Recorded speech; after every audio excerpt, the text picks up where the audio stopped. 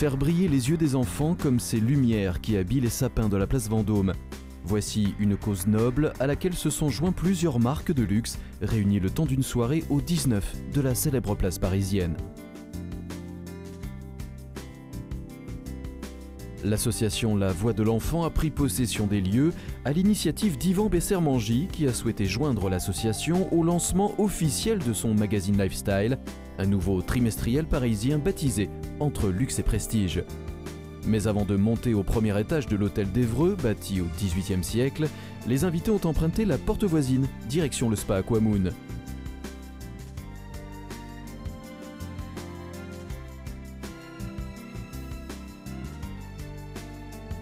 Situé sous les pavés de la place Vendôme, l'endroit présente la particularité d'être exclusivement réservé aux femmes.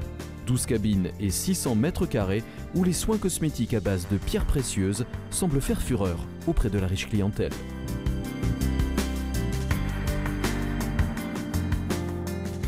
On est une marque, on est place Vendôme, donc on est une marque de soins cosmétiques qui utilise des pierres précieuses.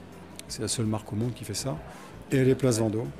L'intérêt, c'est que dans chaque pierre précieuse, il y a des oligo-éléments ultra chargés et que c'est un chimiste qui a mis au point le système qui permet de diluer les oligo-éléments et de les mettre dans les actifs, dans les crèmes. Et c'est des soins tout à fait exceptionnels.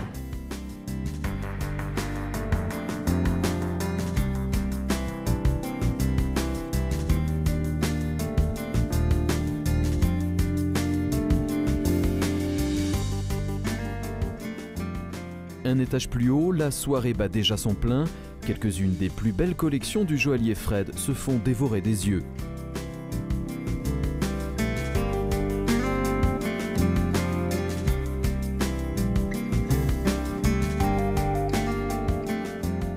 Le tout dans une ambiance parfumée grâce aux essences de la maison Molinard qui a opté pour le sur-mesure. Les odeurs s'associent au gré des envies et des goûts de chacun.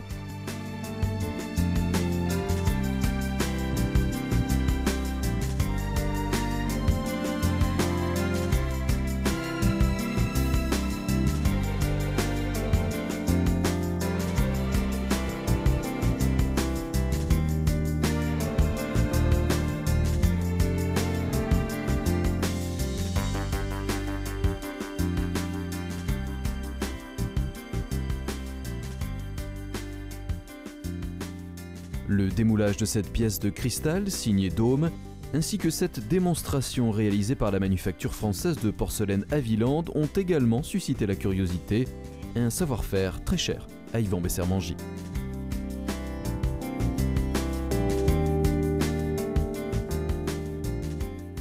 C'est pour faire connaître donc, le savoir-faire à la française qui est pour moi relativement important. Donc tout le monde achète des produits, je dirais, au quotidien, mais ne sait pas forcément comment ils sont fabriqués.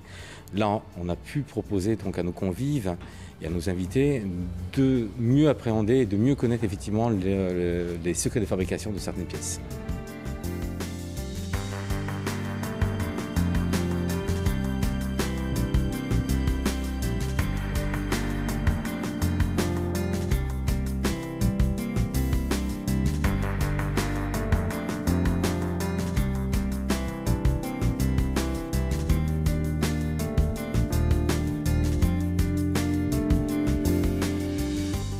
Pour l'occasion, le défenseur du Made in France s'est aussi mué en fervent défenseur de La Voix de l'Enfant, une association qui s'efforce d'améliorer le quotidien d'enfants en détresse.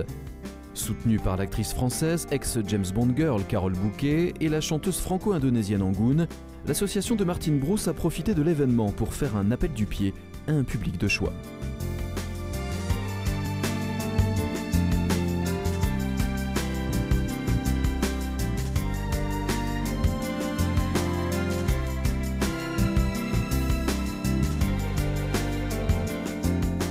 Derrière le luxe et le prestige, il y a des hommes et des femmes d'une grande générosité.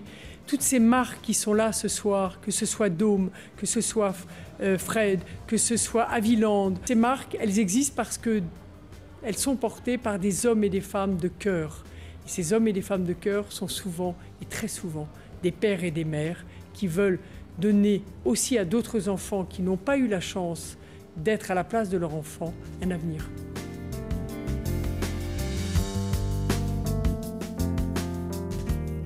Parmi les nombreux donateurs, le plus généreux s'est vu remettre cette pièce exceptionnelle, la boule coloniale des émaux de Longwy d'une valeur de 8 500 €.